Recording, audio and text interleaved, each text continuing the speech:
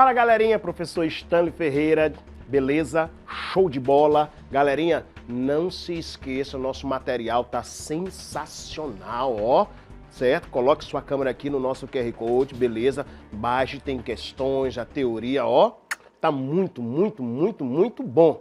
E galerinha, a prova mais Enem concurso bombando. Vamos lá então? Bem, dando continuidade à realidade brasileira, lembrando que no nosso primeiro encontro nós abordamos uma questão introdutória sobre demografia, num aspecto mais amplo, num aspecto geral.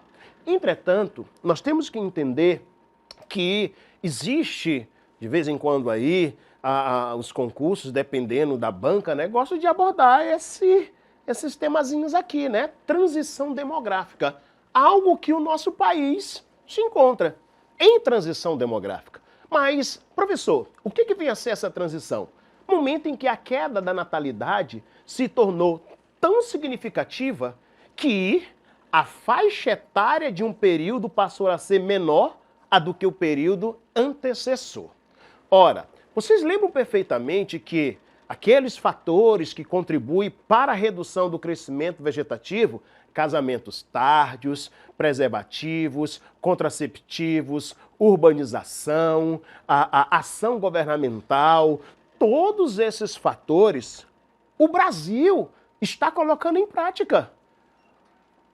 O poder público brasileiro, através de suas N políticas, e temos que aplaudir, dar a César o que é de César, tem favorecido para que o Brasil esteja aqui. E qual é a tendência, na verdade, da população brasileira?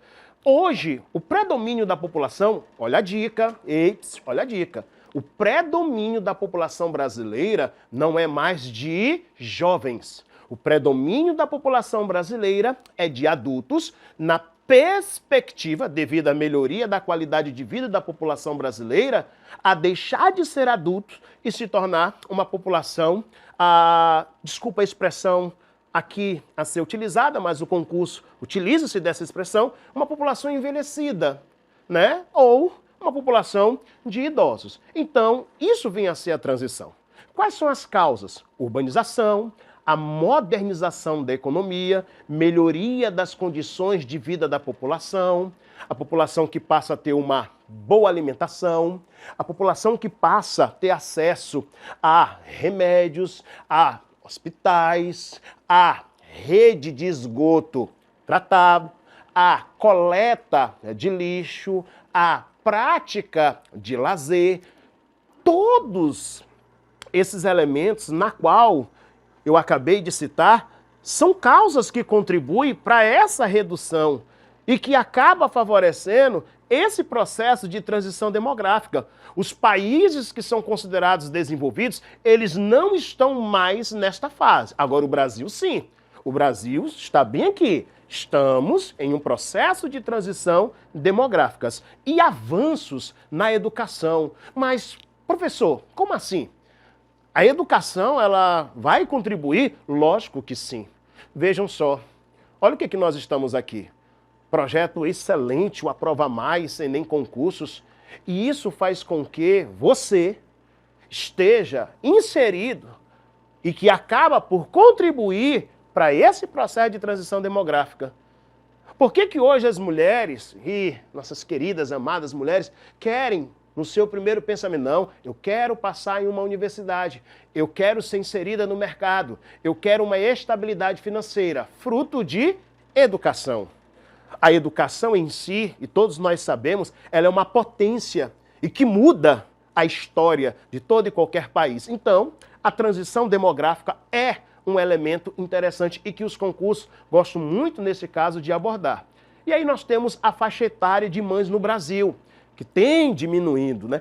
Eu vou dar um exemplo bem claro. Eu sou o 12º filho. Aí você, caraca, professor, poxa, hein, mamãe e papai, mas sabe por quê? Uma vez eu perguntei, pai, por que tanta quantidade de filhos? Aí papai me respondeu, meu filho, porque não tinha televisão. Aí você vai dizer, o que televisão tem a ver com taxa de natalidade? Muita coisa. Meu pai, ele não teve acesso a uma educação. Ele mal concluiu, certo, o fundamental. cidadão da roça, só sabia o que era trabalho desde cedo. Então, no espaço rural, ainda é um pouco comum a taxa de fecundidade ser bastante alta. O número de filhos na composição familiar ser bastante elevado. Mas só que isso no Brasil, graças a Deus, tem gerado uma redução significativa. Então percebam só que aqui no gráfico, né, de 40 anos ou mais, de 30 a 39 anos, isso tem sido algo positivo para o Brasil.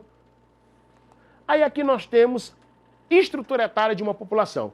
Professor, toda a população é caracterizada por uma estrutura? É. Essa estrutura etária da população, ela é dividida por sexo, masculino, e nesse caso feminino, e pela faixa etária.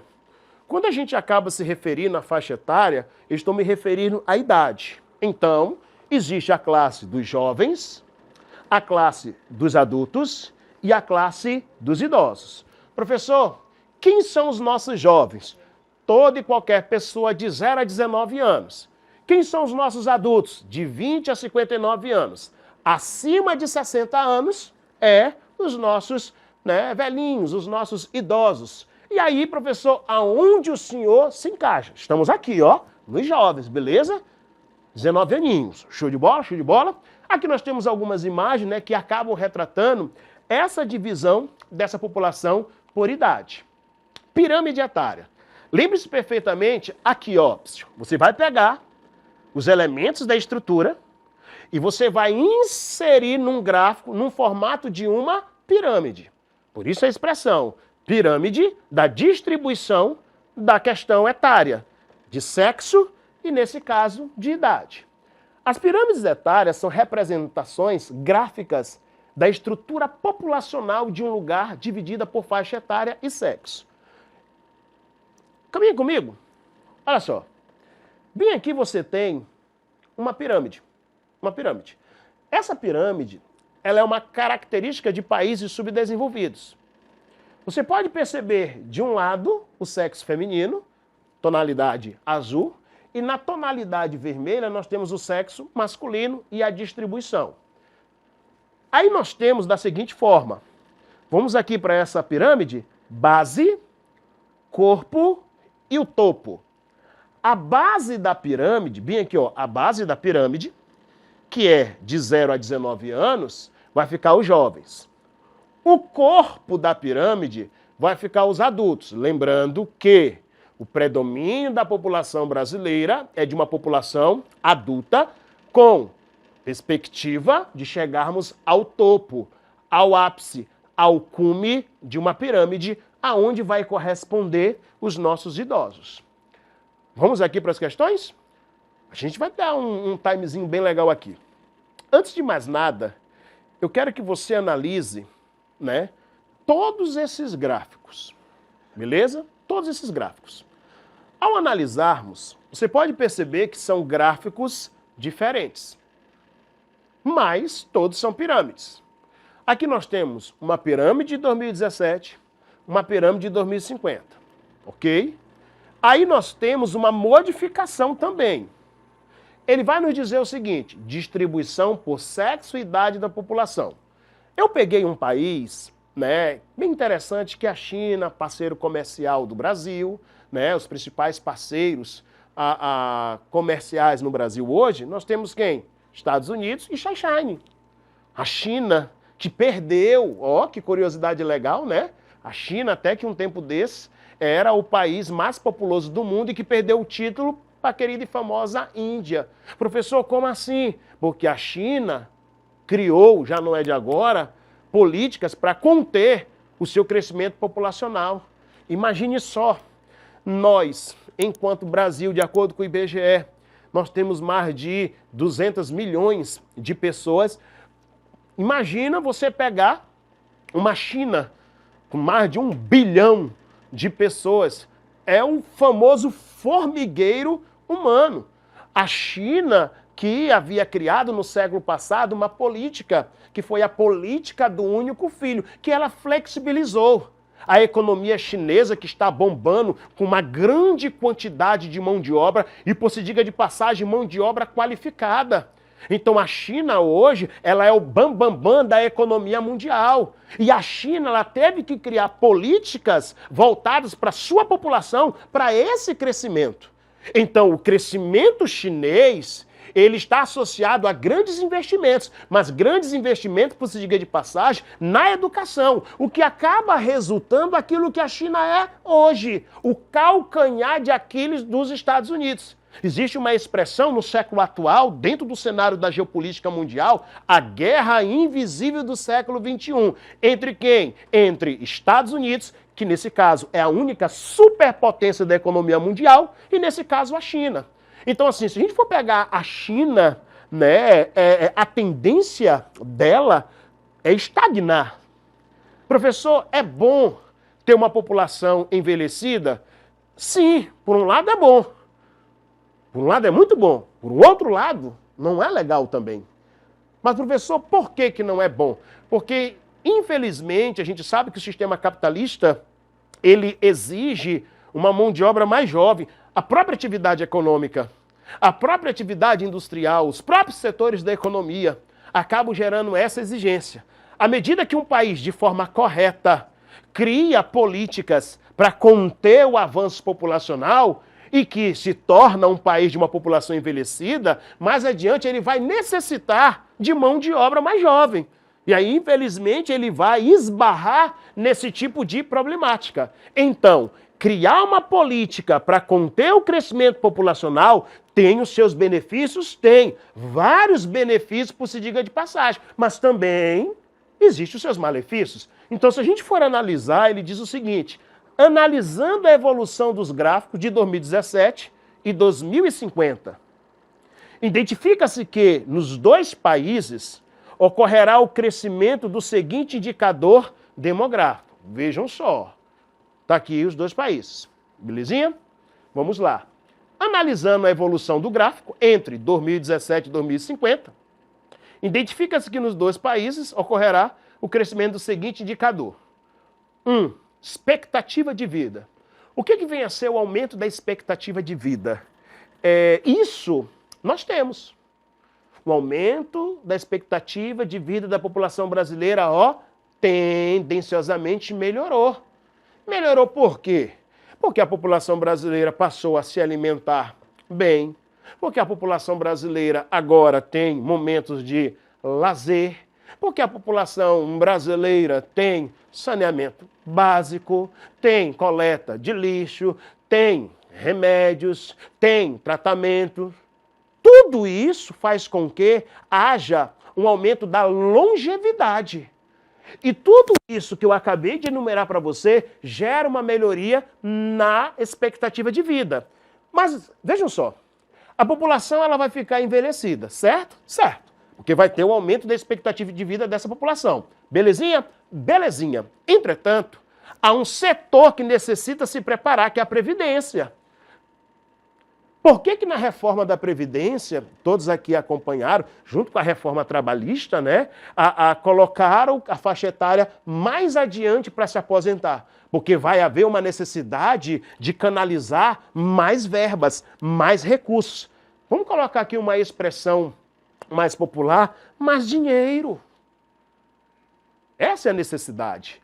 Então, à medida que nós teremos um aumento da expectativa de vida, um aumento dessa longevidade, o que vai condizer com uma população idosa. Então, neste caso aqui, a opção desejada não vai ser taxa de mortalidade infantil. E aqui eu quero um timezinho para a taxa de mortalidade infantil. O que é a taxa de mortalidade infantil? É aquela criança que, ao nascer, até completar 1 ano de idade. Vários fatores contribuem para a taxa de mortalidade infantil. Vamos dar um exemplo. A gente sabe que a realidade brasileira ela é bastante heterogênea. É fato. Nós sabemos disso. Há pessoas que têm acesso, há pessoas que não têm acesso. Então, imagine só, com muita alegria, né? A descoberta, fez lá o teste, você mãe, o papai, você papai, beleza. Para a classe que tem uma certa condição financeira, vai ser assistido o seu pré-natal, mora em um ambiente totalmente saudável, mas existe uma parcela da população que não tem essa condição, que não tem uma boa alimentação, que não tem um acompanhamento adequado do seu pré-natal e que mesmo assim a criança ao nascer acaba morando em um ambiente insalubre. E isso vai favorecer para que a taxa de mortalidade infantil venha a ser o quê? Alta, entre outros fatores, ok? Aqui houve uma repetição e taxa de mortalidade infantil, junto com a população economicamente ativa, falso. Expectativa de vida, índice de fecundidade, taxa de mortalidade infantil, população economicamente ativa. Então, a opção correta vai ser a letra A, ok? Vamos lá? Próxima questão. O gráfico a seguir apresenta o registro histórico e a projeção total de mortes e nascimentos em certa região do mundo em dado período. A partir disso, assinale a pirâmide etária que melhor representa as informações projetadas para 2050.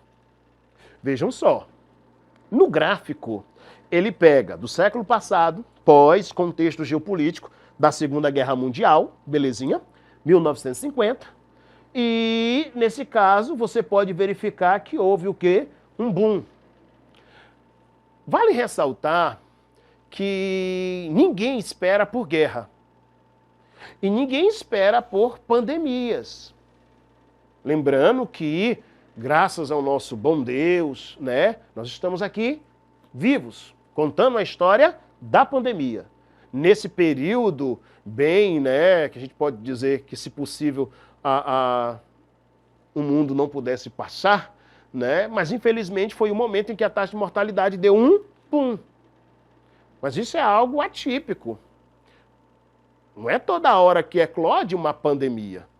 A gente sabe disso. A história deixa bem claro, certo? Então, por isso que essa questão ela é bem recente, porque ela acaba colocando dados desse período. Um período na qual nós passamos graças ao nosso Senhor bom Deus.